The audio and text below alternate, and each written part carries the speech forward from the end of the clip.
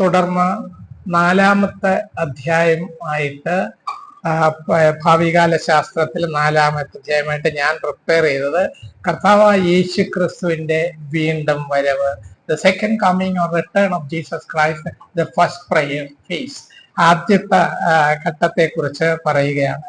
യേശു ക്രിസ്തുവിന്റെ വീണ്ടും വരവ് ദൈവം മനുഷ്യർക്കായിട്ട് ഒരുക്കിയ രക്ഷയുടെ നാം അതില് ഭാഗമായി തീർന്നു. മനുഷ്യ വേഷം ധരിച്ച് കർത്താവായ യേശു ക്രിസ്തു ഭൂമിയിലേക്ക് വന്ന് ലോകത്തിന്റെ പാപം ചുമക്കുന്ന ദൈവത്തിന്റെ കുഞ്ഞാടെന്ന നിലയില് ഭൂമിയിലേക്ക് വന്ന് രക്ഷ സാധ്യമാക്കി. ഈ കർത്താവിനെ നാം നോക്കുമ്പോൾ മനുഷ്യനായിട്ട് ജനിച്ച് മനുഷ്യരുടെ ഇടയിൽ ജീവിച്ച് മനുഷ്യരുടെ രക്ഷയ്ക്കായിട്ട് മരിച്ചു. ജനിച്ചു, ജീവിച്ചു, മരിച്ചു. കർത്താവിന്റെ ജീവിതത്തോടുള്ള ബന്ധത്തിൽ ഇന്ന് ഉയർത്തെഴുന്നേറ്റ് സ്വർഗസ്ഥലങ്ങളിൽ ഇരിക്കുന്നു. വെളിപ്പാട് പുസ്തകത്തിൽ ആവർത്തിച്ച് പറയുന്നത് ഒന്നാണ്, ഞാൻ വേഗം വരും, കർത്താവായ യേശു ക്രിസ്തു വീണ്ടും വരും എന്നുള്ള. ബൈബിളിലെ അനേക പുസ്തകങ്ങളും കർത്താവിന്റെ വീണ്ടും വരവിനെ വളരെ വ്യക്തമായിട്ട് പറയുന്നുണ്ട്. യോഹന്നാന്റെ സുവിശേഷം 14-ാം അധ്യായത്തിൽ നമുക്കറിയാം, നിങ്ങളുടെ ഹൃദയം കലങ്ങിപ്പോകരുത് എന്ന് പറഞ്ഞിട്ട് ഞാൻ സ്ഥലം ഒരുക്കുവാൻ പോകുന്നു. 2025 വർഷമായിട്ട് അതിമനോഹരമായ ഒരു താമസ സമുച്ചയം, വളരെ ഒരു കെട്ടിടം, അത് വെളിപ്പാട് പുസ്തകത്തിലേക്ക് പഠിക്കുമ്പോൾ മുത്തിനാൽ നിർമ്മിതമായ ആ പട്ടണത്തെ കുറിച്ചൊക്കെ വർണ്ണിക്കുവാൻ നമ്മുടെ നാവുകൾക്ക് അത് പറ്റുകയില്ല. അങ്ങനെയുള്ളൊരു ഭവനം പണിതുകൊണ്ടിരിക്കുകയാണ്. ഇന്ന് അനേകരും ചോദിക്കും, എന്താണ് ഇത്രയും നാൾ പറഞ്ഞിട്ടും കർത്താവ് വരാത്തത്? ഈ കർത്താവിന്റെ ദീർഘക്ഷമയാണ്.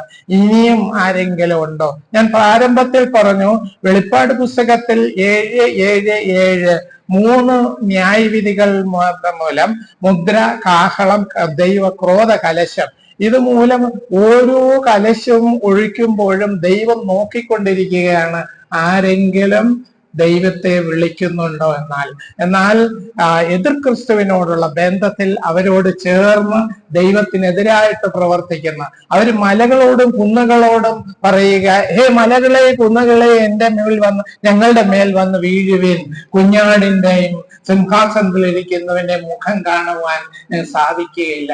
എന്നാലും ഈ കർത്താവിനെ എന്റെ കർത്താവ് എന്ന് വിളിക്കുവാൻ ഓരോ ന്യായവിധി, ചില ന്യായവിധി നടന്നിട്ട് ഒരു ന്യായവിധിക്ക് പോകുമ്പോൾ അരമണിക്കൂർ സ്വർഗത്തിൽ മൗനത വരെ ഉണ്ടായി. മൗനത ഉണ്ടായത് തുടർന്നങ്ങോട്ട് ഓരോന്നും ഇങ്ങനെ പടിപടിയായിട്ട് ഈ 7 ന്യായവിധികൾ മൂലം വർദ്ധിച്ചു വരികയാണ്. അടുത്തത് ഘോരമായിട്ടുള്ള ന്യായവിധികളാണ്. അതിന്റെയൊക്കെ ന്യായവിധി നടത്തുന്നതിന്റെ ഉദ്ദേശം ഭൂമിയിലെ മനുഷ്യനെ രക്ഷയുടെ ഭാഗത്തേക്ക് കൊണ്ടുവരുവാനാണ്. കർത്താവ് സ്ഥലം ഒരുക്കുവാനായിട്ട് പോയിരുന്നത്.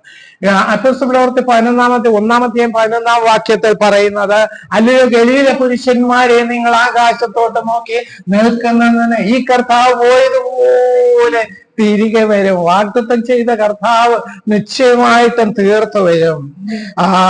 1 തെസ്സലോനിക്കർ 4-ാം അധ്യായം 16 മുതൽ 18 വരെയുള്ള വാക്യങ്ങൾ നമുക്കറിയാം. കർത്താവ് താൻ അതിലെ വളരെ അനേക സത്യങ്ങൾ അടങ്ങിയിരിക്കുന്നു. കർത്താവ് വീണ്ടും വരും എന്നുള്ളൊരു പ്രത്യാശയുടെ കാര്യമാണ് ആ പുസ്തകത്തിൽ അടങ്ങിയത്. കർത്താവിന്റെ വരവിനെ കുറിച്ച് നാം നോക്കുമ്പോൾ കർത്താവ് സഭയെ ചേർക്കുവാൻ വീണ്ടും വരും. അത് വളരെ നിശ്ചയമായിട്ടുള്ള കാര്യമാണ്. അതിൽ നമുക്ക് അതിന് തെളിവ് ലഭിക്കുന്നുണ്ട്. ഒന്നാമത്തെ തെളിവ് കർത്താവിന്റെ സാക്ഷ്യം തന്നെ. കർത്താവിന്റെ സാക്ഷ്യം മത്തായിയുടെ സുവിശേഷം 16-ാം അധ്യായം 27-ാം വാക്യം. മത്തായി 16:27. മനുഷ്യപുത്രൻ തന്റെ പിതാവിന്റെ മഹത്വത്തിൽ തന്റെ ദൂതന്മാരുമായി വരും. അപ്പോൾ അവൻ ഓരോരുത്തരും അവന്റെ പ്രവൃത്തിക്ക് പകരം കർത്താവ് വരും. അത് പക്ഷേ ഈ വാക്യം മഹത്വ പ്രത്യക്ഷതയോടുള്ള ബന്ധത്തിലും നമുക്ക് എടുക്കാവുന്നതാണ്. മത്തായിയുടെ സുവിശേഷം 25-ാം അധ്യായവും കർത്താവിന്റെ 2ാം വരവിനോട് 2ാം ഘട്ടത്തോടുള്ള ബന്ധത്തിലാണ് മത്തായിയുടെ സുവിശേഷം 25-ാം അധ്യായത്തിൽ പറയുന്നത്. യോഹന്നാൻ 14-ാം അധ്യായം 2-3 വാക്യങ്ങളിൽ യോഹന്നാന്റെ സുവിശേഷം 14:2-3. എന്റെ പിതാവിന്റെ ഭവനത്തിൽ അനേകം വാസസ്ഥലങ്ങളുണ്ട്, ഇല്ലെങ്കിൽ ഞാൻ നിങ്ങളോട് പറയുമായിരുന്നു. ഞാൻ നിങ്ങൾക്ക് സ്ഥലമൊരുക്കുവാൻ പോകുന്നു.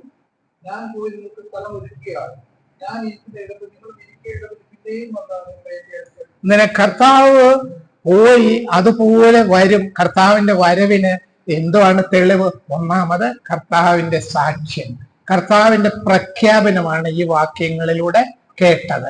ഇനി രണ്ടാമത് സ്വർഗീയ ദൂതന്മാരുടെ സാക്ഷ്യം. അത് ഞാൻ നേരത്തെ പറഞ്ഞു. അപ്പോസ്തല പ്രവൃത്തി 1-ാം 10-11 വാക്യങ്ങളിൽ അവിടെ വായിക്കാവത്. അവർ ആകാശത്തിലേക്ക് ഉറ്റുനോക്കുമ്പോൾ വെള്ളവസ്ത്രം ധരിച്ച 2 പുരുഷന്മാർ അവരുടെ അടുക്കൽ നിന്നും, ഗലീല പുരുഷന്മാരെ, നിങ്ങൾ ആകാശത്തിലേക്ക് നോക്കി നിൽക്കുന്നത് എന്ത്? നിങ്ങളെ വിട്ട് സ്വർഗാരോഹണം ചെയ്ത ഈ യേശുവിനെ സ്വർഗത്തിലേക്ക് പോകുന്നവരായി നിങ്ങൾ കണ്ടതുപോലെ തന്നെ അവൻ വീണ്ടും വരുന്നു. ഇതാരുടെ സാക്ഷ്യ? കർത്താവ് ആദ്യം സാക്ഷ്യം പറഞ്ഞു. ഇത് സ്വർഗീയ ദൂതന്മാരുടെ സാക്ഷ്യമാണ്. കർത്താവായ യേശു ക്രിസ്തുവിന്റെ ശിഷ്യന്മാർ അന്താളിച്ച് നിൽക്കുകയാണ്. അവർ ഓരോ കാര്യങ്ങളും ഒക്കെ ചിന്തിച്ച് രാജാക്കന്മാരെ ആകുമെന്നൊക്കെ പറഞ്ഞ് ചിന്തിച്ചൊക്കെ ഇരിക്കുകയായിരുന്നു. അവർ വളരെ വിഷാദിച്ചിരിക്കുമ്പോഴാണ് കർത്താവ് പോകുന്നത്. 1-ാം വരവിൽ ഈ മനുഷ്യന് മുഴുവനും രക്ഷ ഒരുക്കിയ ശേഷം സ്വർഗാരോഹണം ചെയ്തപ്പോൾ ദൂതന്മാർ പറയാണ്, അല്ലയോ ഗലീല പുരുഷന്മാരെ, നിങ്ങൾ ആകാശത്തേക്ക് നിൽക്കുന്നുണ്ട്, പോയതുപോലെ തിരികെ വരും. കർത്താവിന്റെ സാക്ഷ്യം, ദൂതന്മാരുടെ സാക്ഷ്യം. മൂന്നാമത് നാം ഓരോ ആഴ്ചയും ഇപ്പോഴ് കർത്തൃമേശ ആചരിക്കും. അതെന്താ സാക്ഷ്യം? കർത്താവ് വീണ്ടും വരുമെന്നാണ് അപ്പോഴത്തെ കർത്താവിന്റെ മേശ വിളിച്ചു കാണിക്കുന്നത്. കർത്താവ് മരണ പുനരുത്ഥാനത്തെ അനുസ്മരിക്കുന്നതാണ് കർത്താവിന്റെ മേശ. അത് കർത്താവിന്റെ വരവിനെ പ്രകടമാക്കുന്നു. കർത്താവിന്റെ മേശ എന്നേക്കുമുള്ള ഒരു സ്ഥാപിതമല്ല. അത് കർത്താവ് വരുമ്പോൾ അത് മാറ്റപ്പെടും. ഞാൻ വരുന്നത് വരെ ഇതെന്റെ ഓർമ്മയ്ക്കായി ചെയ്യുവിൻ എന്ന് പറയുന്നത്. നിനക്ക് കർത്താവ് വരുമെന്ന് അവിടെ ഇല്ലായിരുന്നു. കർത്തൃമേശ ഓരോ ഞായറാഴ്ചയും ആരാധനയ്ക്ക് നാം കൂടുമ്പോൾ, നാം കർത്തൃമേശയെ പങ്കെടുക്കുമ്പോൾ അത് പറയുകയാണ്, എന്റെ കർത്താവ് വീണ്ടും വരും. 1 കൊരിന്ത്യർ 11-ാം വാക്യം. അങ്ങനെ നിങ്ങൾ ഈ അപ്പം തിന്നുകയും പാനപാത്രം കുടിക്കുകയും ചെയ്യുമ്പോഴൊക്കെയും കർത്താവ് ഓരോ ആഴ്ചയിലും കർത്താവിനെ ആരാധിക്കുമ്പോൾ നാം അത് പ്രസ്താവിക്കുകയാണ്, എന്റെ കർത്താവ് വരും. ഇനി അപ്പോസ്തലന്മാരുടെ സാക്ഷ്യം, പൗലോസുണ്ട്, പത്രോസുണ്ട്, യൂദയുണ്ട്, എല്ലാ അപ്പോസ്തലന്മാരും സാക്ഷ്യം പറഞ്ഞത്. അത് ചിലത് മാത്രം പറയാം. ഫിലിപ്പി ലേഖനം 3-ാം 20-21 പൗലോസിന്റെ സാക്ഷ്യം. നമ്മുടെ പൗലോസ് സ്വർഗ്ഗത്തിലാകുന്നു, അവിടുന്ന് കർത്താവായ യേശു ക്രിസ്തു രക്ഷിതാവായി വരുമെന്ന് നാം കാത്തിരിക്കുന്നു. അവൻ സകലവും കീഴ്പ്പെടുത്തുവാൻ കഴിയുന്ന വ്യാപാര ശക്തിയോട് നമ്മുടെ താഴ്ചയുള്ള ശരീരത്തിൽ തന്നെ മഹത്വമുള്ള ശരീരത്തോട് അനുരൂപമായി രൂപാന്തരപ്പെടുത്തുന്നു. ഫിലിപ്പി ലേഖനം 3-ാം 20-21 വാക്യമാണ് വായിച്ചത്.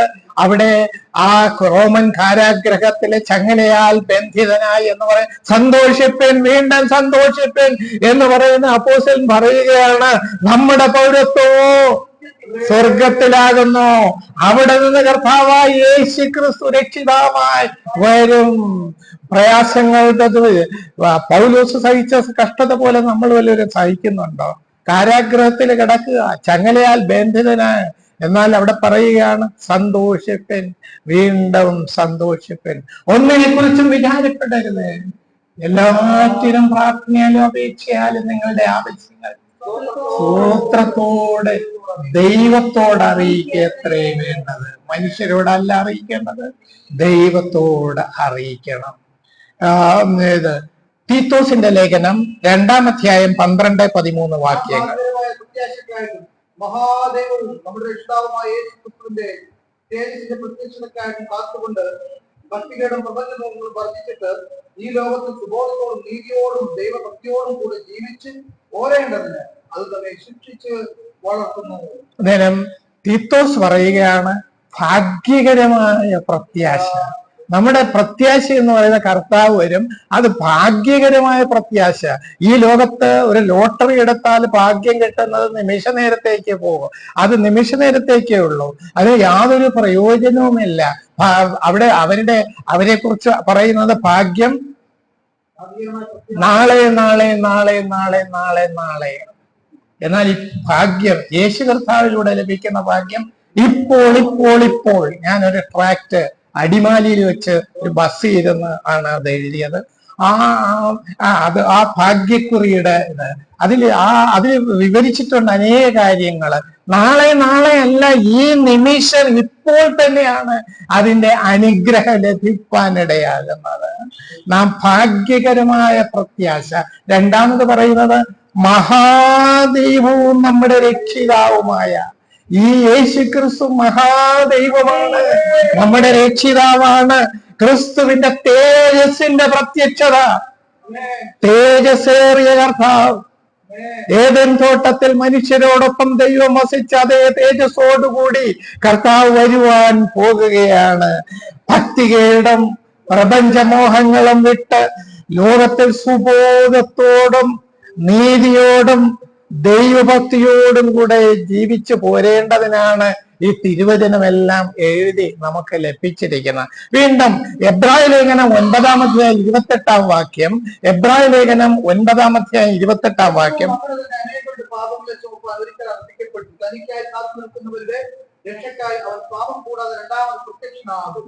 ഇനി അപ്പോസ്തലൻ പൗലോസ് കഴിഞ്ഞു. വീണ്ടും യാക്കോബുണ്ട്, പത്രോസ് ഉണ്ട്, യൂദ ഉണ്ട്. യാക്കോബ് പറയുന്നത്, യാക്കോബിന്റെ ലേഖനം 5-ാമത്തെ 7-ാം വാക്യം പറയുന്നത്, കർത്താവിന്റെ അന്നേരം യാക്കോബും പറയുന്ന കർത്താവ് പ്രത്യക്ഷനാകും. ഇതിൽ കൂടുതൽ തെളിവുണ്ട്. കർത്താവ് പറഞ്ഞു, ദൂതഗണം പറഞ്ഞു, അപ്പോസ്തലന്മാര് ഓരോരുത്തരും പറഞ്ഞു, യാക്കോബ് പറഞ്ഞു. ഇനി പത്രോസ്, എടുത്തിയാട്ടക്കാരനായ പത്രോസ്, പലപ്പോഴും പ്രശ്നങ്ങളുടെ മുമ്പേ എടുത്തിയാടി ഉത്തരം പറയുന്ന പത്രോസ്, അവസാനം കർത്താവ് മരിച്ചപ്പോൾ ആ സ്നേഹത്തെ രുചിച്ചറിയുവാനിടയായി. ആ പത്രോസ് പറയുകയാണ്, 2 പത്രോസ് 1-ാം അധ്യായം 16-ാം വാക്യം. 2 പത്രോസ് 1-ാം അധ്യായം 16-ാം വാക്യം. നമ്മുടെ കർത്താവായ യേശുക്രിസ്തുവിന്റെ ശക്തിയും പ്രത്യക്ഷതയും നിങ്ങളോട് അറിയിച്ചത് നിർമ്മിത കലകളെ പ്രമാണിച്ചതല്ല, അവന്റെ മഹിമ കണ്ട സാക്ഷികളായിരുന്നു. നിർമ്മിത കഥകള്, എന്തെങ്കിലും നോവൽ എഴുതിയതോ എന്തെങ്കിലും ചെറിയ കഥകൾ എഴുതിയതോ മൂലം അല്ല കർത്താവ് വരുമെന്ന്, അല്ലെങ്കിൽ വീര്യപ്രവൃത്തികൾ കാണിച്ചുകൊണ്ടല്ല കർത്താവ് വരുമെന്ന് പറഞ്ഞത്. ഇത് സാക്ഷാൽ പരിശുദ്ധാത്മാവിനാൽ എഴുതപ്പെട്ട, അതെല്ലാം ഞങ്ങൾ കണ്ടറിഞ്ഞ് തൊട്ടറിഞ്ഞ് അനുഭവിച്ചറിഞ്ഞ് ഞങ്ങൾ പറയുന്നതാണ് എന്നാണ് ഈ പത്രോസ് പറയുന്നത്. യോഹന്നാൻ, കർത്താവിന്റെ മാറോട് ചാരിയിരുന്ന ശിഷ്യൻ യോഹന്നാൻ, 1 യോഹന്നാൻ 2-ാം അധ്യായം 28-ാം വാക്യം. 1 യോഹന്നാൻ. അവൻ പ്രത്യക്ഷനാകുമ്പോൾ നാം അവന്റെ സന്നിധിയിൽ ലജ്ജിച്ചു പോകാതെ അവന്റെ പ്രത്യക്ഷതയിൽ നമുക്ക് ധൈര്യം ഉണ്ടാകേണ്ടതിന് അവനിൽ വസിപ്പീൻ. അവിടെ പറയുക, എന്റെ കുഞ്ഞുങ്ങളെ സ്നേഹത്തോടെ വിളിക്കുകയാണ്. അവൻ പ്രത്യക്ഷനാകുമ്പോൾ. യോഹന്നാനും വളരെ കാംക്ഷയുണ്ടായിരുന്നു, വളരെ നിശ്ചയമുണ്ടായി കർത്താവ് പ്രത്യക്ഷനാകുന്നു. നാം അവന്റെ സന്നിധിയിൽ ലജ്ജിച്ചു പോകാതെ അവന്റെ പ്രത്യക്ഷതയിൽ നമുക്ക് ധൈര്യമുണ്ടാകേണ്ടതിന്, വളരെ ധൈര്യോടെ പറഞ്ഞിരിക്കുന്നത് എന്തിനാണ്? പാപത്തിൽ ജീവിക്കാതെ, പാപത്തിൽ മുഴുകി ജീവിക്കാതെ വിശുദ്ധിയിൽ ജീവിച്ചാല് കർത്താവ് വരുമ്പോൾ ധൈര്യത്തോടെ എതിരേൽക്കുവാനിടയാണ്. വെളിപ്പാട് പുസ്തകത്തിൽ യോഹന്നാൻ, അതേ യോഹന്നാൻ തന്നെ പറയുന്നു 1:7. വേറെ ആരെങ്കിലും കൂടെ വായിക്കാം കേട്ടോ. 1 യോഹന്നാൻ മാറി വായിക്കാം.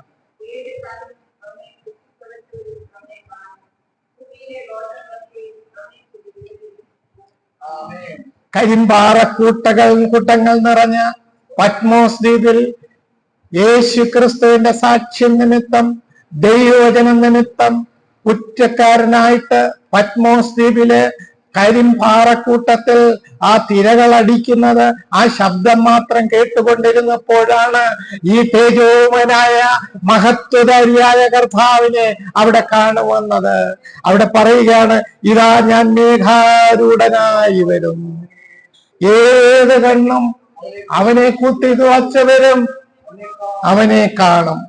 ഭൂമിയിലെ ഗോത്രങ്ങൾ, ജാതി മതഭേദമില്ലാതെ ഒക്കെയും അവനെ ചൊല്ലി വിലപിക്കും.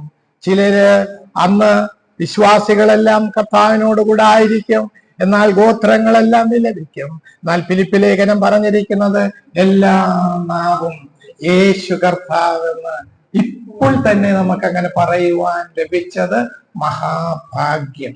അന്ന് ഇവരെല്ലാരും പറയും, എന്നാൽ ഇപ്പോഴത് ലഭിപ്പാൻ ഇടയായി. ഇനി യൂദ പറയാൻ, ഇസ്കരിയോത്യ യൂദ അല്ല, അപ്പോസ്തലനായ യൂദ പറയുന്നത്. യൂദ 14:15 1000 വിശുദ്ധന്മാരോട് കൂടെ വന്നിരിക്കുന്നു. വരുമെന്നല്ല, വന്നിരിക്കുന്നു എന്നാണ് പറയുന്നത്. ഇത് മഹത്വ പ്രത്യക്ഷതയെ കുറിക്കുന്നുള്ള വാക്യമാണ്. ആദ്യത്തെ അല്ല, കർത്താവ് രണ്ടാമത് 1000 ദൂതഗണങ്ങളോടുകൂടി കർത്താവ് ഭൂമിയിലേക്ക് വരുന്നു. യൂദ 14:15. യൂദയുടെ പുസ്തകം കേവലം 25 വാക്യങ്ങളാണുള്ളത്. അതിമനോഹരമായ പുസ്തകമാണ്. അത് പുസ്തകം എഴുതിയിട്ടുണ്ട്. ഏകദേശം 250 പേജോളം ഉണ്ട്. അത് സുവിശേഷകനില് അത് ക്രമമായിട്ട് വന്നുകൊണ്ടിരിക്കുകയാണ്. യൂദയുടെ ലേഖനം വളരെ നല്ലൊരു ലേഖനമാണ്. യൂദ അല്പമായിട്ട് എഴുതിയിട്ടുള്ള, അല്ലെങ്കിൽ വിശാലമായ വിഷയങ്ങളാണ് യൂദയിൽ അടങ്ങിയിരിക്കുന്നത്. യേശുക്രിസ്തുവിന്റെ വരവിന് 2 ഘട്ടങ്ങളുണ്ട്. നമുക്കെല്ലാവർക്കും അറിയാവുന്നതാണ്. ഈ രണ്ടാം വരവിന്, ഒന്നാം വരവ് ഭൂമിയിൽ വന്നു, ജീവിച്ചു, മരിച്ചു, ഉയർത്തെഴുന്നേറ്റ് പോയി. ഇനി രണ്ടാം വരവിന് 2 ഘട്ടമുണ്ട്. ഒന്ന് മധ്യാകാശത്തിലെ വരവ്, 2 പറയുന്നത് മഹത്വ പ്രത്യക്ഷത. ആദ്യത്തത് റാപ്ചർ, ഉത്പ്രാപണം എന്ന് പറയും. രണ്ടാമത് മഹത്വ പ്രത്യക്ഷത, ഗ്ലോറിഫിക്കേഷൻ, അപ്പിയറൻസ് ഇൻ ഗ്ലോറി. ഒന്നാമത്തത് വിശുദ്ധന്മാർക്ക് വേണ്ടി, രണ്ടാമത് വിശുദ്ധന്മാരുമായി. ഒന്നാമത്തെ വാനമേഘങ്ങളിൽ വരുമ്പോൾ ഈ ലോകക്കാർ രക്ഷിക്കപ്പെടാത്തവരാരും അറിയത്തില്ല. കുറച്ച് ചെരുപ്പും പേപ്പറുകളും എന്റെ ഉടുപ്പുകളും ഒക്കെ മാത്രമേ ഇവിടെ കാണൂ. എനിക്ക് പുതുപുത്തൻ ശരീരം വിട്ടു പോകും. അന്നേരം അവിടെ അത് മധ്യാകാശത്തിലെ വരവാണ്. അത് രണ്ടാമത് മഹത്വ പ്രത്യക്ഷത. ഒന്നാമത്തത് വിശുദ്ധന്മാർക്ക് വേണ്ടി വരികയാണ്. മഹത്വ പ്രത്യക്ഷത എന്ന് പറഞ്ഞാൽ വിശുദ്ധന്മാരുമായിട്ട് വരിക. കർത്താവ് തെസ്സലോനിക്ക ലേഖനത്തിൽ പറയുന്നത്, കർത്താവ് വീണ്ടും വരും, നാം ഒരുമിച്ച് മേഘങ്ങളിൽ എടുക്കപ്പെടും. അതുവരെ ഈ വചനം കൊണ്ട് അന്യോന്യം ആശ്വസിപ്പിച്ചു. ആ വാക്യം നമ്മൾ ക്രമമായിട്ട് പഠിക്കുവാൻ പോവുകയാണ്. എന്നാൽ ഈ വരവിലേക്ക് വരുമ്പോൾ കർത്താവ് വരും. നമ്മളവിടെ ഈ മധ്യാകാശത്തിൽ വരുമ്പോൾ നമ്മൾ സ്വർഗത്തിൽ ചെന്ന് അവിടെ ഒരു ക്രിസ്തുവിന്റെ ന്യായാസനമുണ്ട്. അവിടെ കറ, കളങ്കം, ചുളുക്കം എല്ലാം മായ്ച്ച് നിർമ്മല ആയിട്ട് വളരെ വിശുദ്ധിയോടുകൂടി, അതായത് വിവാഹത്തിന് മുമ്പ് തന്നെ കുറവോ കുറ്റമോ ഉണ്ടോ എന്ന് കണ്ടുപിടിക്കണം. കല്യാണം കഴിഞ്ഞ് പറയാൻ പാടില്ല. അത് തന്നെയാണ് യേശു കർത്താവിന്റെയും കാര്യം. ഓരോ വിശ്വാസികളും ഈ ഭൂമിയിൽ രക്ഷയുടെ അടിസ്ഥാനത്തിൽ സ്വർഗത്തിൽ ചെന്നു എങ്കിലും അനേകം പറ്റിപ്പിടിച്ചിരിക്കുന്ന പാപങ്ങളും ഒക്കെ അവിടെ ശോധന ചെയ്ത് അവര് കണ്ണുനീര് ഒലിക്കുന്ന സന്ദർഭത്തില് ചിലർ അനേകര് അനുഗ്രഹങ്ങള് പ്രാപിക്കുന്ന അവസരം, ചിലര് ലജ്ജിതരാകും. എന്നാൽ അവിടെ ഒരു ശുദ്ധീകരണമുണ്ട്. നരകത്തിലേക്ക് തള്ളിയിടാനല്ല ന്യായാസനം എന്ന്. ക്രിസ്തുവിന്റെ ന്യായാസനം, 2 ന്യായാസനങ്ങളുണ്ട്. ഒന്ന് ക്രിസ്തുവിന്റെ ന്യായാസനം, രണ്ടാമത് വെളിപ്പാട് പുസ്തകത്തിലെ വെള്ള സിംഹാസനം. രണ്ടിലും ഒരാളാണ് ക്രിസ്തു. വിശ്വാസികൾ, രക്ഷിക്കപ്പെട്ടവരെല്ലാവരും ക്രിസ്തുവിന്റെ ന്യായാസനം, അവിടെ ശോധന ചെയ്ത് നമ്മുടെ കണ്ണുനീരെല്ലാം മാറ്റി പ്യുവറാക്കി തീർക്കുവാൻ വേണ്ടിയാണ് അവിടെ ചെയ്യുന്നത്. അവിടെ ചില പാപങ്ങൾ കാണിക്കുമ്പോൾ എൻ്റെ കണ്ണിൽ നിന്നും കണ്ണുനീര് വരും. കർത്താവ് ഒന്ന് കണ്ണിലെ കണ്ണുനീരെല്ലാം തുടയ്ക്കും. അങ്ങനെയാണ് ആ സന്തോഷത്തിലേക്ക് വീണ്ടും പ്രവേശിപ്പാൻ ഇടയാകുന്നത്. വിശുദ്ധന്മാരോടുകൂടി ഭൂമിയിലേക്ക് വരുന്നത്. ആദ്യത്തെ വരവിനെ ഉത്പ്രാപണം, ഇംഗ്ലീഷില് റാപ്ചർ എന്ന് പറയും. പരുന്ത് മാർക്കറ്റിൽ നിന്ന് മീൻ വാങ്ങിച്ചുകൊണ്ട് വരുമ്പോൾ പരുന്ത് ഒരു മീൻ തട്ടിക്കൊണ്ട് പോകുന്ന കണക്ക് ഞൊടിയിടയ്ക്ക് അങ്ങ് പോകും. വിശ്വാസികളും അതുപോലെയാണ്. ആ വാക്കാണ് റാപ്ചർ, കോട്ടം, അതായത് പിടിച്ചു പറിച്ചുകൊണ്ട് പോകുക എന്നുള്ള നിലയിലാണ് ഉത്പ്രാവണം. അവിടെ നമുക്ക് കാണാവുന്നതാണ്.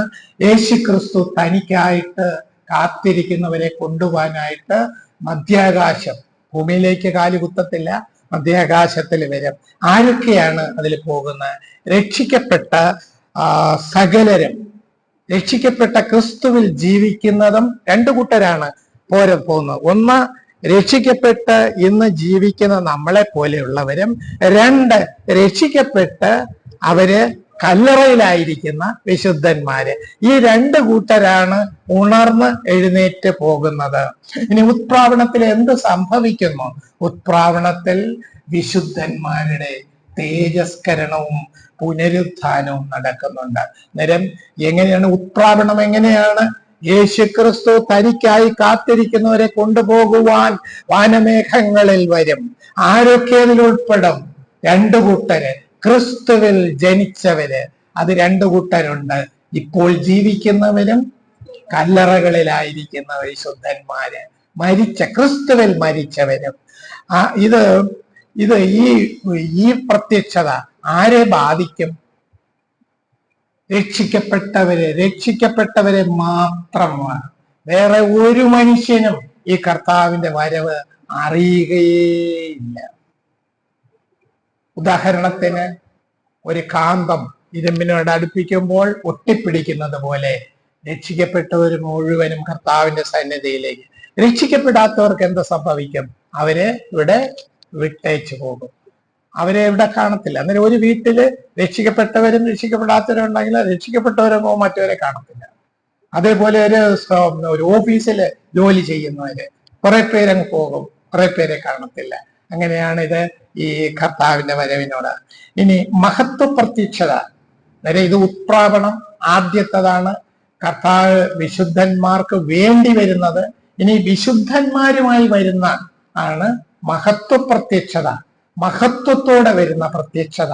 തേജസ്കരിക്കപ്പെട്ട കർത്താവിനെ നാം മുഖാമുഖം കാണാം. സഭ സ്വർഗത്തിൽ നിന്ന് എടുത്ത ശേഷം, വാനമേഘങ്ങളിൽ എടുത്ത ശേഷം 7 വർഷക്കാലം ഭൂമിയില് പീഡനകാലം. 7 വർഷത്തില് ആദ്യത്തെ 3.5 കാലം സാധാരണ തടവും, അടുത്തത് കഠിന തടവും എന്ന് പറഞ്ഞ കണക്ക് ആദ്യത്തെ 3.5 വർഷം പീഡനകാലവും അടുത്ത 3.5 വർഷത്തെ ബൈബിൾ പറയുന്ന മഹാപീഡനകാലം അല്ലെങ്കിൽ മഹോപദ്രവകാലം എന്നാണ് പറയുന്നത്. 7 വർഷം. ആ 3.5 വർഷത്തിൽ വലിയ കുഴപ്പമൊന്നുമില്ല.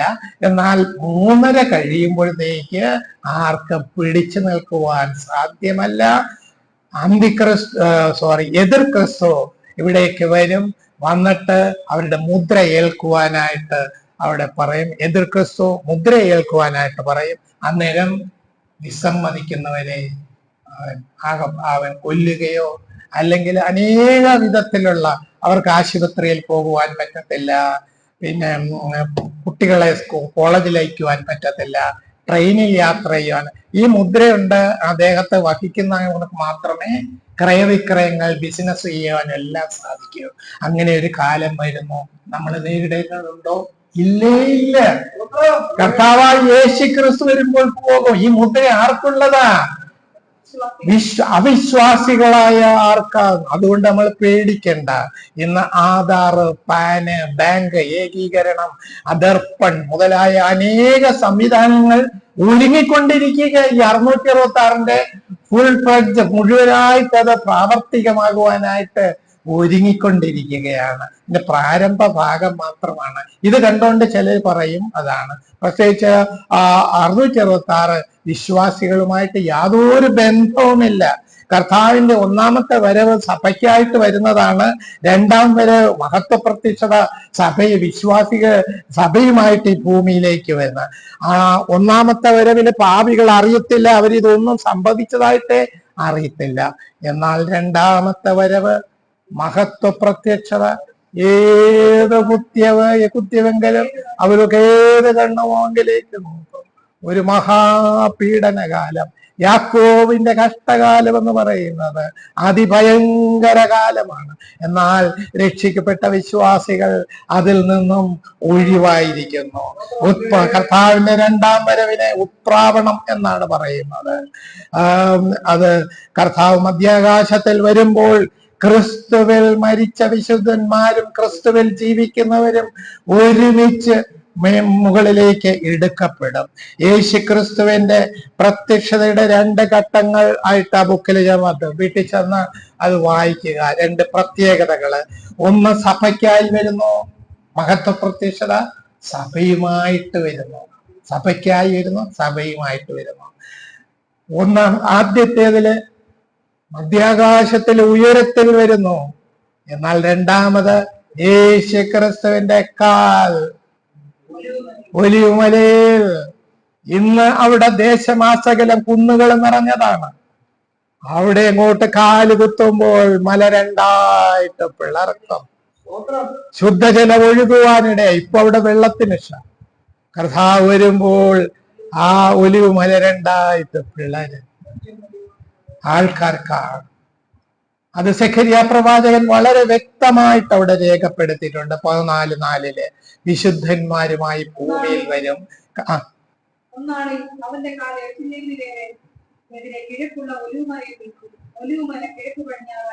ഒലിവുമലയാണ്, ഉയരത്തിലെ കുന്നാണ്, വെള്ളമൊഴുകുവാൻ സാധ്യതയില്ല. കാലുകുത്തുമ്പോഴത്തേക്കും അവിടെ സമതല പ്രദേശമായി തീരും. വെള്ളം ധാരാളമായിട്ട് ചാവുകടലിൽ നിന്നുമൊക്കെ വെള്ളം റൂട്ട് ചെയ്തിങ്ങ് വരും, ശുദ്ധജലമായിട്ട് വരും. വിശുദ്ധന്മാർ. ഇനി ആദ്യത്തെ പ്രത്യക്ഷത സഭയുടെ മണവാളൻ അല്ലെങ്കിൽ കാന്തൻ. രണ്ടാമതായിട്ട് വരുന്നത് ഒരു ന്യായാധിപനായിട്ടാണ് വരുന്നത്. ന്യായം വിധിക്കുന്ന ന്യായാധിപനായിട്ട് വരുന്നു.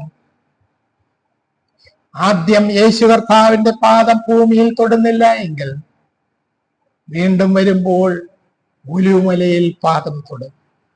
ആദ്യത്തേതിൽ വിശുദ്ധന്മാർ, രക്ഷിക്കപ്പെട്ടവർ മാത്രമേ കർത്താവിനെ കാണുകയുള്ളൂ.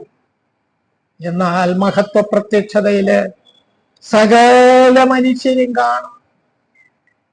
ഈ കർത്താവിന്റെ സന്നിധിയിലേക്ക് നാം എടുക്കപ്പെടുന്നത് നമുക്ക് ആശ്വാസ സന്ദേശമായിരിക്കുമ്പോൾ പാപികൾക്ക് അത് ന്യായവിധിയുടെ മഹാകഷ്ടതയുടെ കാലമായിരിക്കുന്നു.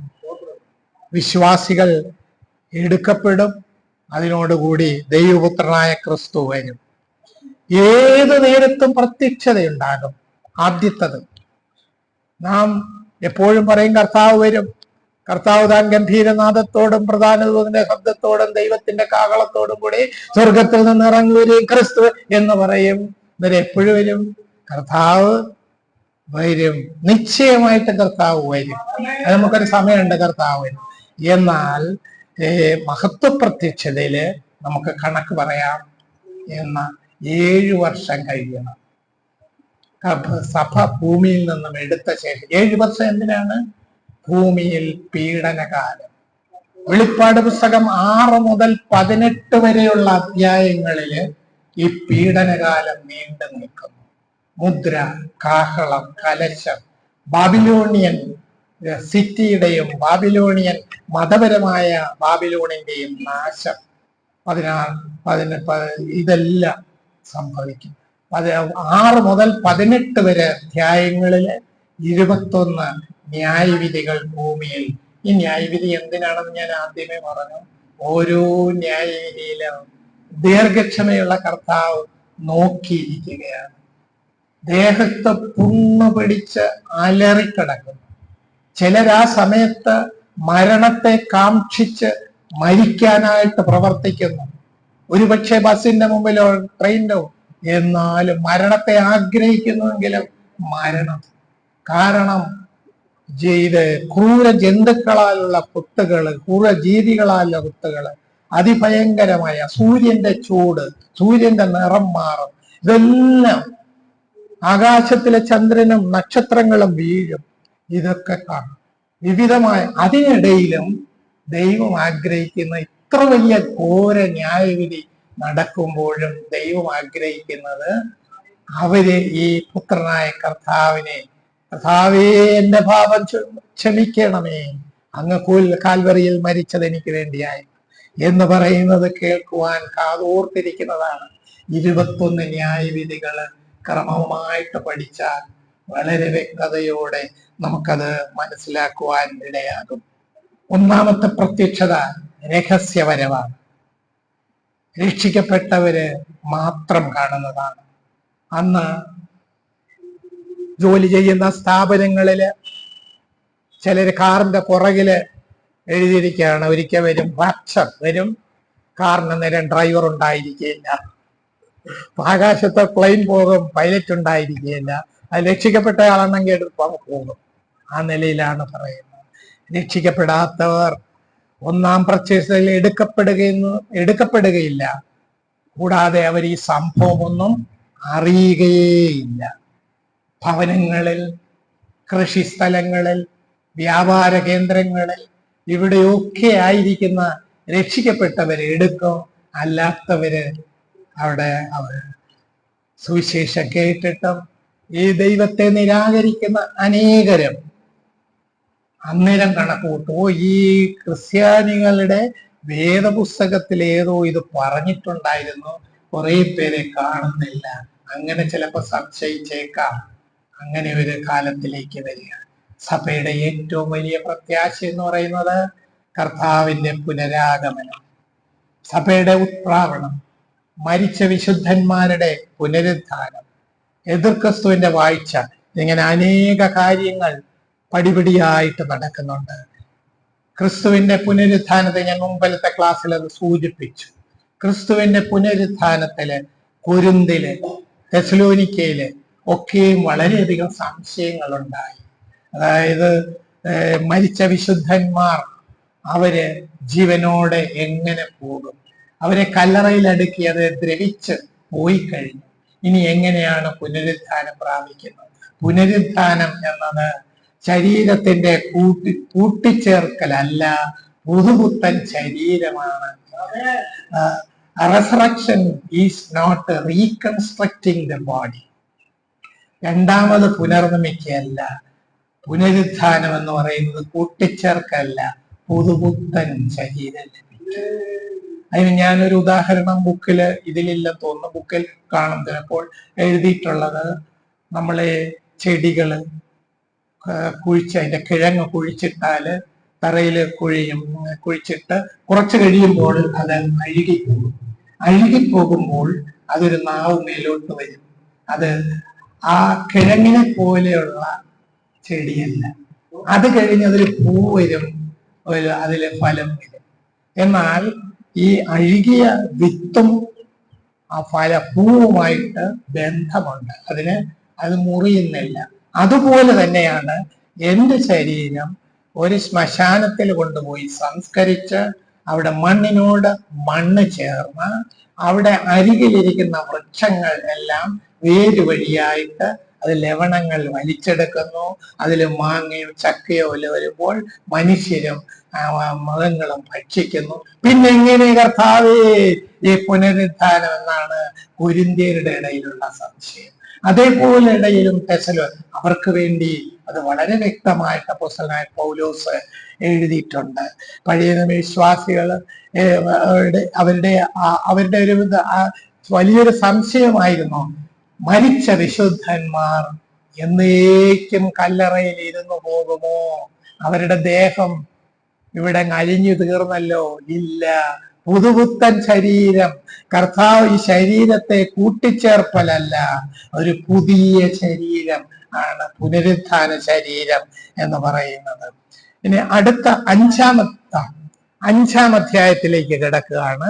5-ാം അധ്യായത്തിലേക്ക് വരുമ്പോൾ ക്രിസ്തുവിന്റെ ഒന്നാം വരവിന്റെ ഒന്നാം ഘട്ടം, 2-ാം വരവിന്റെ ഒന്നാം ഘട്ടം. ഒന്നാം വരവ് കർത്താവ് ഇവിടെ വന്നു, മരിച്ചു, അടക്കപ്പെട്ടു, കൊല്ലുന്നു. ഇനി 2-ാം വരവിന് 2 ഘട്ടമുണ്ട്. അതില് ആദ്യത്തെ ഘട്ടത്തില് അതിനെയാണ് ഉത്പ്രാവണം എന്ന് വിളിച്ചത്. അതിന്റെ വാക്യമാണ്. ആ വാക്യം നമുക്ക് പടിപടിയായിട്ട് ചിന്തിക്കാം. 1 തെസലോനിക്കർ 4-ാം അധ്യായം 16 മുതൽ 18 വരെയുള്ള വാക്യങ്ങൾ ഇവിടെ ഇരിക്കുന്ന എല്ലാവർക്കും അറിയാവുന്ന വാക്യമാണ്. 1 തെസലോനിക്കർ 4-ാം അധ്യായം 16 മുതൽ 18 വരെ കർത്താവ് താൻ ഗംഭീരനാദത്തോടും പ്രധാന ദൂതന്റെ തത്തോടും ക്രിസ്തുവിൽ മരിച്ചു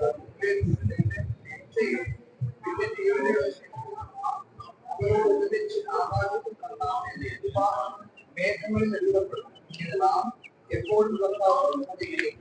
ഈ വചനങ്ങളെ കൊണ്ട് ആശ്വസിപ്പിച്ചുകൊള്ളുകയും. ആണ് ഈ ഭാഗത്ത് വളരെ വ്യക്തമായിട്ട് ഈ കാര്യങ്ങൾ കർത്താവിന്റെ ഈ വരവിനോടുള്ള ബന്ധത്തിൽ വളരെ വ്യക്തമായിട്ട് അവിടെ രേഖപ്പെടുത്തിയിട്ടുണ്ട്. അവിടെ കർത്താവിന്റെ വരവ് ഏത് വിധത്തിലായിരിക്കും, കർത്താവിന് മുന്നോടിയായിട്ട് വഴിയൊരുക്കുവാൻ ആരാണ് വരുന്നത്, അന്നേരത്തുള്ള ഗാംഭീര്യം എപ്രകാരമായിരിക്കും, എന്തൊക്കെയാണ് സംഭവിക്കുന്നത്, എല്ലാം ഈ ഭാഗത്തില് അവിടെ രേഖപ്പെടുത്തിയിട്ടുണ്ട്. അത് ക്രമമായിട്ട് നോക്കുമ്പോൾ സഭയെ ചേർക്കുവാൻ വരുന്നതാണ് ആ വാക്യം. 16-ാം വാക്യത്തിലുണ്ട്. കർത്താവ് താൻ ദൂതന്മാരെ അയക്കുകയല്ല, വേറെ ആരെ അയക്കുകയല്ല, കർത്താവ് തന്നെ നേരിട്ട് വരികയാണ്. കർത്താവ് എവിടെ നിന്ന് വരുന്നു? ഉത്തരം അവിടെ ഉണ്ട്. സ്വർഗത്തിൽ നിന്ന് ഇറങ്ങി വരുന്നു. ഇനി കർത്താവ് മധ്യാകാശത്തിലെ വരവ് എപ്രകാരമായിരിക്കും? ഒന്ന്, ഗംഭീരനാദം. അതെല്ലാം പഴയ നിയമത്തിൽ അത് അടിസ്ഥാനമുണ്ട്. വെള്ളിക്കാഹളങ്ങളും അങ്ങനെ വിവിധമായിട്ടുള്ള സഭയെ കൂട്ടിച്ചേർക്കുവാനും വിവിധമായിട്ടുള്ള അത് പ്രകാരം തന്നെയാണ് കർത്താവ് നടത്തുന്നത്. ഇവിടെ ഗംഭീരനാദത്തോട് 16-ാം വാക്യത്തില് അടുത്ത പ്രധാന ദൂതന്റെ ശബ്ദത്തോട് മിഖായേൽ ഗബ്രിയേൽ, യുദ്ധം ചെയ്യാൻ മിഖായേലും വാഗ്ദത്തം കൊടുക്കുന്ന ഗബ്രിയേലുമാണ് സാധാരണ വേദപുസ്തകത്തിൽ കാണുന്നത്. അന്നേരം പ്രധാന ദൂതന്റെ ശബ്ദത്തോടുകൂടി, പിന്നെ അടുത്തത് ദൈവത്തിന്റെ കാഹളത്തോട്, ലാസറിന്റെ കല്ലറയ്ക്കൽ നിന്നുകൊണ്ട് ലാസറേ പുറത്തു വരിക, അതേ ശബ്ദമായിരിക്കും വാനമേഘങ്ങളെ കേൾക്കുവാനിടയാകുന്നത്. ദൈവത്തിന്റെ കാഹളം എന്നാണ് ഇതിന് പറയുന്നത്. ഇനി കർത്താവിന്റെ മധ്യാകാശത്തിലെ വരവിലെ എന്തെല്ലാം സംഭവിക്കും? 16-ാം വാക്യം, ക്രിസ്തുവിൽ മരിച്ചവർ മുമ്പേ ഉയർത്തി. ഇനി എന്ത് സംഭവിക്കും? ജീവനോടെ ശേഷിക്കുന്നവർ രൂപാന്തരപ്പെടും. കൂട്ടിച്ചേർക്കലല്ല, രൂപാന്തരം, രൂപം, തേജസ്സുള്ള ശരീരം ലഭിക്കും. പിന്നെ എന്ത് സംഭവിക്കും? എല്ലാവരും ഒരുമിച്ച്, അന്നേരം എനിക്ക് എന്റെ മരിച്ചവരെ, എന്റെ വീട്ടുകാരെ, എന്റെ സ്വന്തക്കാരെ എല്ലാം കാണുവാൻ സാധിക്കും, അന്യോന്യം തിരിച്ചറിയുവാനും സാധിക്കും. എല്ലാവരും ഒരുമിച്ച് കർത്താവിനെ എതിരേൽക്കുവാൻ മേഘങ്ങളിൽ എടുക്കപ്പെടും. കർത്താവിന്റെ ആ വന്നതിന് ശേഷം നമ്മുടെ സ്ഥിതി എങ്ങനെയായിരിക്കും? അവിടെ നാം എപ്പോഴും, ആ വാക്യത്തിലുള്ളത്, എപ്പോഴും മന്ദിരം അവിടെ ഇല്ല. കർത്താവ് ഞാനും മാത്രം. വെളിപ്പാട് പുസ്തകം. അവിടെ ദൈവാലയം വേറെയില്ല, അവിടെ വിളക്കില്ല, സൂര്യനില്ല, ചന്ദ്രനില്ല. കർത്താവ് തന്നെയാണ് സൂര്യനും ചന്ദ്രനും നക്ഷത്രങ്ങളും എല്ലാം.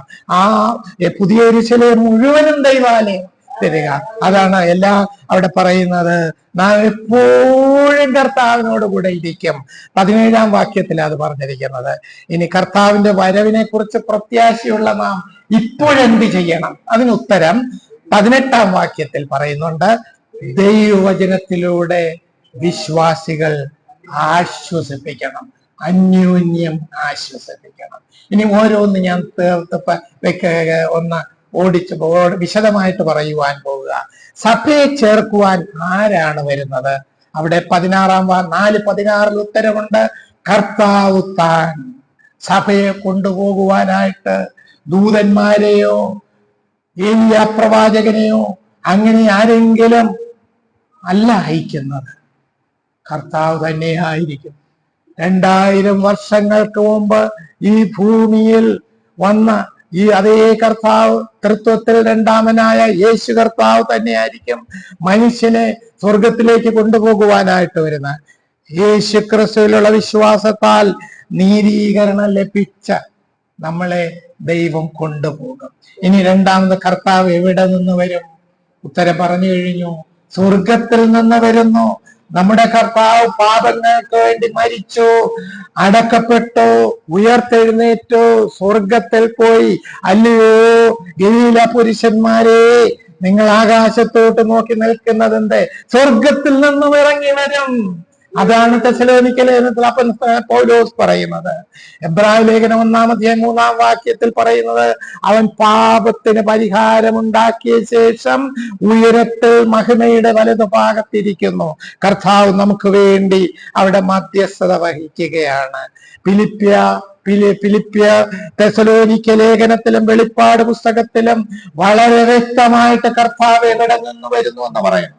നാം സ്വർഗീയ പൗരന്മാരാണ്, അവിടെ നിന്ന് കർത്താവ് വരും അവിടേക്ക് കൊണ്ടുവരുവാൻ. മൂന്നാമത് കർത്താവിന്റെ മധ്യാകാശത്തിലെ വരവ് എപ്രകാരമായിരിക്കും? ഒന്ന്, ഗംഭീരനാദത്തോടും. അത് ഞാൻ പറഞ്ഞു കഴിഞ്ഞു. ലാസറിന്റെ കല്ലറയ്ക്കൽ നിന്നുകൊണ്ട് ഒരു ശബ്ദം, മരിച്ച ലാസർ, നാറ്റം പിടിച്ച ലാസർ പുറത്തു വരുവാൻ കർത്താവ് അഗംഭീരനാദം മതിയാണ്. കർത്താവിന്റെ വരവില് ആ കാഹള ശബ്ദം, ഗംഭീരനാഥം പറഞ്ഞ ആജ്ഞാശബ്ദം ആണ് പറയുന്നത്. അത് പ്രത്യേകിച്ചും പടയാളികള് സൈന്യത്തിൽ ഉപയോഗിക്കുന്നതാണ് ആ ശബ്ദം. മാർച്ചില് ഇപ്പോൾ തന്നെയും കാണുന്നുണ്ട്, അവിടെ ആർമിയിൽ ക്യാപ്റ്റനും ഒക്കെ ഓരോ ഓർഡർ കൊടുക്കുന്നത് പോലെ ചെയ്യുന്നത് പോലെയാണ് ഇവിടെ കർത്താവ്. ലാസറിന്റെ യോഹന്നാന്റെ സുവിശേഷം 11:43-44 കർത്താവ് വിളിച്ച അവസരത്തിൽ തന്നെ ലാസറേ പുറത്ത് വരിക, മരിച്ചവനായിട്ട് കല്ലറക്കിടന്നു, കെട്ടപ്പെട്ടവനായിട്ട് കിടന്നു, അവന്റെ കെട്ടെഴുതി. കർത്താവ് ലാസർ പുറത്തു വരുവാൻ ആ ശബ്ദം മതിയായിരുന്നു. ഇനി ഇതിനെക്കുറിച്ച് വളരെ വിശദമായിട്ട് എൻ്റെ ബുക്കിലുണ്ട്, അത് വീട്ടിൽ പോയി വായിക്കണം. ഈ കാഹളത്തിന്റെ ധ്വനി എങ്ങനെയാണ്, വെള്ളിക്കാഹളം എന്തിനൊക്കെയാണ് ഈ കാഹളം പഴയ നിയമത്തിൽ ഉപയോഗിക്കുന്ന? സംഖ്യാപുസ്തകം 10-ാം അധ്യായത്തിലാണ് കാഹളത്തെ കുറിച്ച് പറഞ്ഞിരിക്കുന്നത്. വിശദമായിട്ട് 10-ാം അധ്യായത്തിൽ രേഖപ്പെടുത്തിയിട്ടുണ്ട്. സഭയെ വിളിച്ചു കൂട്ടുവാൻ ഓരോ ഗോത്ര വിവിധ രൂപത്തിലുള്ള കാഹള ശബ്ദമുണ്ട്. അതാണ് ഒന്നാമത്തെ കാഹളം ഊതുമ്പോൾ പ്രഭുക്കന്മാർ, ഇസ്രായേലിലെ പ്രഭുക്കന്മാർ വരണം. പിന്നെ രണ്ടാമത്തെ ധ്വനി ഉയരുമ്പോൾ തെക്കേ പാളയം പുറപ്പെടണം. അങ്ങനെ ഓരോരോ വിവിധമായിട്ടുള്ള ശബ്ദങ്ങളും ഉണ്ട്. എന്നാൽ കർത്താവ് ഇവിടെ ഈ മധ്യാകാശത്തിൽ വന്ന് കാഹളധ്വനി കേൾക്കും. കാഹളം വിവിധ ശബ്ദങ്ങൾ പുറപ്പെടുവിക്കുവാൻ ഉപയോഗിക്കുന്നുണ്ട്. പുതിയ നിയമത്തില് വിവിധ സന്ദർഭങ്ങളിൽ ഈ കാഹളം ഉയർന്നതായിട്ട് കേട്ടിട്ടുണ്ട്. ക്രൂശീകരണ സമയത്ത് ഈ കാഹളം കർത്താവ് ഉറക്കെ നിലവിളിച്ചു എന്നാണ് പറയുന്നത് മത്തായിയുടെ സുവിശേഷത്തില്. മത്തായിയുടെ സുവിശേഷം 27-46-50 വാക്യങ്ങളിൽ പറയുന്നത് കർത്താവ് ഉറക്കെ നിലവിളിച്ചു. നിലവിളിക്കേണ്ട ആവശ്യമുണ്ടോ? ഇല്ലായിരുന്നു. ഞാൻ പാപം ചെയ്തതിന് എനിക്ക് വേണ്ടിയായിരുന്നു. ആ ഗംഭീരധ്വനി, ആ ഉറക്ക വിളിച്ചപ്പോൾ മന്ദിരത്തിലെ തിരശീല മേൽ തൊട്ട് അടിയോളം രണ്ടായിട്ട് ചീന്തിപ്പോയി. കല്ലറകൾ തുറന്നു. നിദ്ര പ്രാപിച്ച വിശുദ്ധന്മാർ ഉയർത്തെഴുന്നേറ്റു. അവിടെ മത്തായിയുടെ സുവിശേഷം 27 പറയുന്നുണ്ട്, കല്ലറ വിട്ട ചിലര് മരിച്ചിട്ട് 4 നാളായ ലാസറിന്റെ അടുത്ത് വന്ന്, ലാസറേ പുറത്തു വരിക. അതൊരു ഗംഭീര കാഹളധ്വനി. കർത്താവിന്റെ വീണ്ടും വരവിലും ഈ കാഹളധ്വനി കേൾക്കാറായി. പിന്നെ വെളിപ്പാട് പുസ്തകം 1-ാം അധ്യായം 10-ാം വാക്യത്തിൽ യോഹന്നാൻ പത്മോസ് ദ്വീപിൽ ഈ കാഹളത്തിനൊത്ത ശബ്ദം കേൾക്കുവാനിടയായി. കർത്തൃ ദിവസത്തിൽ ആത്മവിവശനായ യോഹന്നാൻ കാഹളത്തിനൊത്ത ഒരു മഹാനാദം കേട്ടു. യോഹന്നാൻ അത് കേട്ടു. അത് കർത്താവിന്റെ ശബ്ദമായിരുന്നു. പഴയ നിയമത്തിലുള്ള അതേ കാഹള ശബ്ദം. ദൈവം തന്റെ ജനത്തിന് ന്യായപ്രമാണത്തിന്റെ 10 കൽപ്പനകൾ സീനായ് മലയിൽ കൊടുത്തപ്പോൾ ഭൂമി കുലുങ്ങുന്നതിലാണ് ആ കാഹള ശബ്ദം കേട്ടപ്പോൾ അതിന്റെ പ്രകമ്പനം ഉണ്ടായത്. ഇനി രണ്ടാമത് പ്രധാന ദൂതന്റെ ശബ്ദം. പ്രധാന ദൂതൻ മീഖായേൽ, ഗബ്രിയേൽ. ദൈവത്തിനായിട്ട് യുദ്ധം ചെയ്യുമ്പോൾ മീഖായേൽ, വാഗ്ദത്തങ്ങൾ കൊടുക്കുമ്പോൾ നാം ഗബ്രിയേലിനെയാണ് കാണുന്നത്. ദൈവത്തിന് അനേക ദൂതന്മാരുണ്ട്. ദൂതശാസ്ത്രം പഠിക്കുമ്പോൾ അത് മനസ്സിലാക്കി. അവരെല്ലാം സേവകാത്മാക്കളാണ്. ദൈവത്തെ സേവിക്കുക, ദൈവത്തിന്റെ ആജ്ഞ അനുസരിക്കുക, വിശുദ്ധന്മാരെ സൂക്ഷിക്കുക എന്നുള്ളതാണ് ഈ ദൂതന്മാരുടെ പ്രധാന ദൂതന്റെ ശബ്ദം. എന്ത് പ്രധാന ദൂതന്റെ ശബ്ദം ഞാൻ ആ പുസ്തകത്തിൽ എഴുതിയിട്ടുണ്ട്. മരണം ഒരു നിദ്രയാണ്, അതൊരു ഉറക്കം മാത്രമാണ്. എന്നാൽ ക്രിസ്തുവിൽ നിദ്ര കൊണ്ടുന്ന ഈ ശബ്ദം കേൾക്കുമ്പോൾ ഒരു പുതുപുത്തൻ ശരീരമായിട്ട് ഉണർന്നെഴുന്നേൽക്കുവാൻ ഇടയാണ്. 1 തെസ്സലോനിക്കർ 4:14 വാക്യം വായിക്കാം. 1 തെസ്സലോനിക്കർ 4:14 വാക്യം.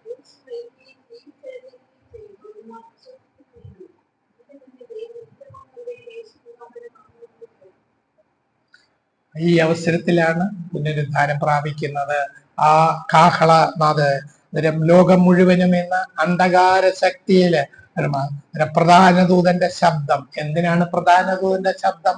സാത്താൻ എന്ന ലോകത്തിന്റെ അധിപതിയാണ്. ആകാശമണ്ഡലം എല്ലാം തന്നെ ഈ സാത്താന്റെ പ്രവർത്തന മേഖലയാണ്. അവന് ദുഷ്ടാത്മ സേനകളുണ്ട്, ദുരാത്മാക്കളുണ്ട്. എന്നാൽ വിശ്വാസികളെ അത് ബാധിക്കുകയില്ല, വിശ്വാസികളെ ബാധിക്കുകയില്ല. 91 സങ്കീർത്തനം വായിച്ചാൽ അത് മനസ്സിലാകും. അത്യുന്നതന്റെ മറവിലും സർവശക്തന്റെ പാർക്കുന്ന ഒരു വിശ്വാസിയെ ഇത് ബാധിക്കും.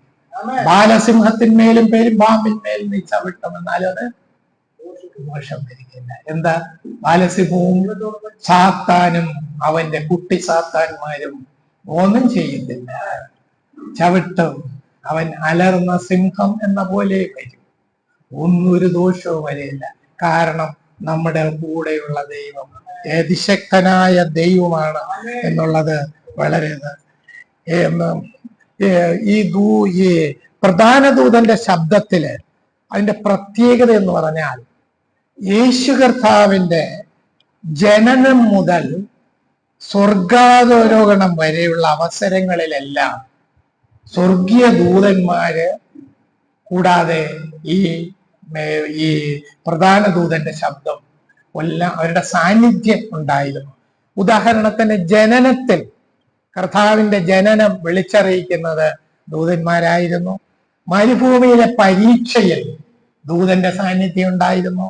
ഗദശമന തോട്ടത്തിൽ വേദ അനുഭവിച്ചപ്പോൾ സ്വർഗത്തിൽ നിന്ന് ദൂതൻ വന്ന് ആശ്വസിപ്പിക്കുന്നതായിട്ട് കാണുന്നു. പുനരുത്ഥാന വേളയിൽ ദൂതന്മാരുടെ സാന്നിധ്യം സ്വർഗാരോഹണത്തിൽ ഉണ്ട്. അങ്ങനെയാണെങ്കിൽ കർത്താവിനായിട്ട് കാത്തിരിക്കുന്ന തന്റെ മക്കളെ കൊണ്ടുപോകുവാനായിട്ട് വാനമേഘങ്ങളിൽ കർത്താവ് പെട്ടെന്ന് വരുവാൻ ഇടയാകും. ദൈവത്തിന്റെ കർത്താവിന്റെ മധ്യാകാശത്തിലെ വരവിൽ എന്തെല്ലാം സംഭവിക്കും? ഒന്നാമത്, ക്രിസ്തുവിൽ മരിച്ചവർ മുമ്പേ ഉയർത്തെഴുന്നേൽക്കും. യേശുക്രിസ്തു സ്വർഗത്തിൽ നിന്നും വരുമ്പോൾ പ്രിഫറൻസ് ലഭിക്കുന്നത് ഒന്നാമത്തെ കൂട്ടര് അത് ക്രിസ്തുവിൽ മരിച്ചവര്, രണ്ടാമത് ജീവനോടിരിക്കും. എന്നാൽ അത് നമുക്ക് ഭാഗ്യമുള്ളവരാണ് മരിച്ചവരെന്ന് തീർത്തും പറയുവാൻ സാധിക്കില്ല. കാരണം പുനരുത്ഥാനമെല്ലാം ഒരേ സമയമായിരിക്കും. അവിടെ ക്രിസ്തുവിൽ എന്ന് പറഞ്ഞിരിക്കുന്നു എങ്കിലും കണ്ണിമയ്ക്കുന്ന ഇടയിൽ, കണ്ണൊന്നടയ്ക്കുന്ന ഇടയിൽ എല്ലാം പൂർത്തീകരണമായിരിക്കും. അന്നേരം ഭാഗ്യകരമായ ഒന്നാമതിൽ ക്രിസ്തുവിൽ മരിച്ചവര് അവരൊരു ജീവിതകാലം മുഴുവനും അവര് ദൈവത്തിന് വേണ്ടി എരിഞ്ഞ് ശോഭിച്ചവരാണ്. അവരെയാണ് ഇവിടെ പറഞ്ഞിരിക്കുന്നത്. വരുമ്പോൾ ക്രിസ്തുവിൽ മരിച്ചവർ, അതിനുശേഷമായിരിക്കും ജീവിച്ചവർ രക്ഷപ്പെടുന്നത്. എന്നാൽ കർത്താവിന്റെ അത് ഭാഗ്യകരമായിട്ടുള്ളത് ഉണ്ടാകാം, ഈ വാക്യത്തിൽ പറയുന്നുണ്ട്.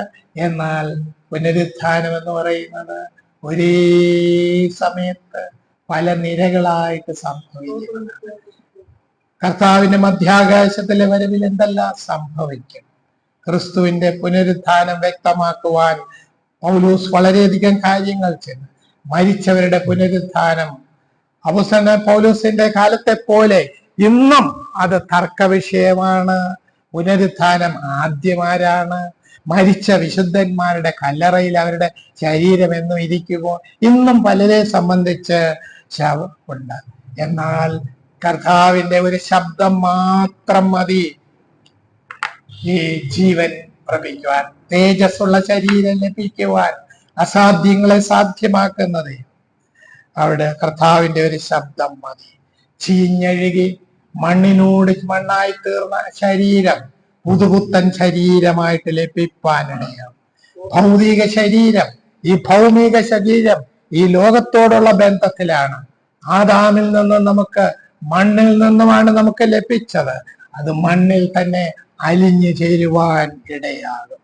ആ ശരീരമാണ് പുതിയ ശരീരമായിട്ട് രൂപാന്തരപ്പെടുവാൻ പോകുന്നത്. ഒരു വാക്യം 1 കൊരിന്ത്യർ 15-52 വാക്യം. 1 കൊരിന്ത്യർ 15-52 വാക്യം. നാം എല്ലാവരും രൂപാന്തരപ്പെടും. കാഹളം ധ്വനി. നാം രൂപാന്തരപ്പെടുകയും ചെയ്യും. എല്ലാം കണ്ണിമയ്ക്കുന്നതിനിടയിൽ നടന്നിരിക്കും. നാം എല്ലാവരും നിദ്ര കൊള്ളുകയില്ല. കർത്താവ് വരുമ്പോൾ ജീവിച്ചിരിക്കുന്നവനും കാണും. കണ്ണിമയ്ക്കുന്നതിനിടയിൽ എല്ലാവരും ഒരുമിച്ച് കർത്താവിനെ എതിരേൽക്കാൻ വാനമേഘങ്ങളിൽ എടുക്കപ്പെടും. രൂപാന്തരപ്പെട്ട ശരീരം ലഭിപ്പാനിടയാകും. കർത്താവിനെ എതിരേറ്റ ശേഷം നമ്മുടെ സ്ഥിതി എന്താണ്? നാം എപ്പോഴും കർത്താവിനോട് കൂടെ ഇരിക്കും. ഇന്ന് നമുക്ക് ശാരീരികമായിട്ട് ബന്ധം, നമുക്കത് അനുഭവിച്ചറിയുവാൻ, ആത്മീകമായിട്ട് അനുഭവിച്ചറിയുവാൻ ഭൂമിയിലായിരിക്കുമ്പോൾ നമുക്കത് കാണുവാൻ സാധിക്കുന്നില്ല. എന്നാൽ കർത്താവിനെ നാം നേരിട്ട് കാണുവാൻ പോകും. നമ്മുടെ കർത്താവ് നമ്മളെ മരണത്തിൽ നിന്നും വീണ്ടെടുത്തു. മധ്യാകാശത്തിലെ ഒത്തുചേരലിൽ നമ്മുടെ കർത്താവിന്റെ മഹത്വം നേരിട്ട് കാണുവാൻ പോകും. ഇപ്പം നേരിട്ട് കണ്ട അകപ്പാടെ കുഴപ്പമില്ലേ? മോശ പോലും പേടിച്ച് മോശയോട് പറഞ്ഞതാ, എന്നെ കാണുന്നവനാരും ജീവിച്ചിരിക്കുക. കാരണം എന്റെ ശരീരം മണ്ണിനോട് ചേർന്ന്, എനിക്ക് ആത്മീയ ശരീരം കിട്ടുമ്പോൾ മാത്രമേ കർത്താവിനെ. അതുകൊണ്ടാണ് അവിടെ ഒളിച്ച് അവിടെ മോശയെ ദൈവം കാണിച്ചു കൊടുക്കുന്നത്. കർത്താവിന്റെ വരവിനെ കുറിച്ച് പ്രത്യാശയുള്ള നാം എന്ത് ചെയ്യണം? 4-4 വാക്യത്തിൽ അത് പറയുന്നുണ്ട്. ഈ വചനങ്ങളെ കൊണ്ട് അന്യോന്യ ആശ്വാസം. ഈ വചനം എന്നാൽ എന്താണ്? നിത്യജീവന്റെ വചനമാണ്, ആശ്വാസത്തിന്റെ വചനമാണ്, പ്രത്യാശയുടെ വചനമാണ്. ഈ വചനം അന്യോന്യം പറഞ്ഞ് ആശ്വസിപ്പിച്ചു കൊള്ളണം. ഏത് വചനമാണ്? കർത്താവ് താൻ ഗംഭീരനാദത്തോടും പ്രധാന ദൂതന്റെ ശബ്ദത്തോടും എന്ന് പറഞ്ഞ വാക്യങ്ങളിൽ അനേക കാര്യങ്ങൾ അടങ്ങിയിരിക്കുന്നു. കർത്താവിന്റെ പുനരാഗമനം നാം പ്രതീക്ഷിച്ചു കൊണ്ടിരിക്കുകയാണ്. ഭൂമിയിലെ കഷ്ടങ്ങളും പ്രയാസങ്ങളും ഉണ്ടായെങ്കിലും കർത്താവ് മടങ്ങി വരും എന്നുള്ള അതിസന്തോഷത്തിന്റെ കാര്യത്തിൽ നാം ഇരിക്കുകയാണ്. ഞാൻ അടുത്ത ക്ലാസ്സില് ഭാവികാല ന്യായവിധികൾ എടുക്കുകയാണ്. ഇന്നത്തോടെ ബന്ധത്തില് 5 ചാപ്റ്റർ തീരുകയുണ്ടായി. ഞാൻ കുറച്ച് സ്പീഡിലാണ് എടുത്തത്. ബുക്കുള്ളത് കൊണ്ട് വിശദമായിട്ട് ഇന്ന് അത് വീട്ടിൽ ചെന്ന് വായിച്ചാല് അത് വ്യക്തമായിട്ട് മനസ്സിലാക്കാം. ഇവിടെ ഇരിക്കുന്നവരൊക്കെ എന്നെക്കാളും മിക്കവർക്കും ബൈബിൾ പരമായിട്ട് വളരെയധികം പ്രാഗൽഭ്യമുള്ളവരായിട്ടെന്ന് അറിയാം. ഞാൻ പഠിച്ച് പ്രാപിച്ചതാണ്. ആ നിലയിൽ നിങ്ങൾക്കും പഠിച്ച് പ്രാപിക്കാവുന്നതാണ്. അത് വചനം ശരിക്കും വായിച്ച് ഭാവികാല ന്യായവിധികളുണ്ട്. അവസാനത്തെ ന്യായവിധിയാണ് വെള്ള സിംഹാസനത്തിലെ ന്യായവിധി. അതിൽ നിന്ന് നാം വിടുതൽ പ്രാപിച്ചിരിക്കുന്നു. ഹല്ലേലൂയ.